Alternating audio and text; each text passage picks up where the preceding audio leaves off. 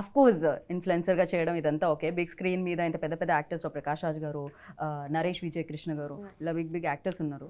So చేసేటప్పుడు challenges ఏమన్నా వస్తాయా వైష్ణవి? ఛాలెంజెస్ అది నేను కూడా అనుకున్నా ఛాలెంజెస్ వస్తాయేమో, ఎట్లా ఉంటుంది సెట్ పైన ఏంటి అని. బట్ చాలా స్మూత్గా వెళ్ళిపోయింది. నేనే మనసులో నా హెడ్లో ఎక్కువ అనుకున్నా. ఒక భాస్కర్ గారు చెప్తున్నారు కదా, ఒక ఎక్స్ప్రెషన్ కళ్ళతో ఇవ్వాలి అంటే నన్ను చూడండి అని వెళ్ళి ఇచ్చేసి వచ్చారండి మీరు.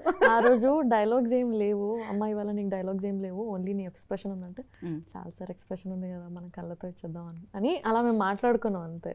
Okay. Saying. And the best thing ఏంటంటే ఫస్ట్ మీ Q&As చాలా హిలేరియస్ ఉంటాయి. మీకు మైక్ ఇవ్వగానే చాలా అద్భుతంగా అనిపిస్తుంది అనమాట. ఇన్ఫ్యాక్ట్ జనరల్లీ పక్కన కూర్చుంటూ ఉంటాం కదా, బట్ సిద్ధు గారు మాట్లాడుతున్నారంటే కాన్సన్ట్రేషన్ మీ వైపు.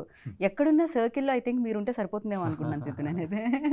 That's amazing. And one more thing you mention Q&Aలో తెలుగు అమ్మాయితో చేస్తే యాక్షన్ రియాక్షన్ అంటారు కదా, ఆ కంఫర్ట్తో ఇంకొంచెం దీనికి ఎలివేట్.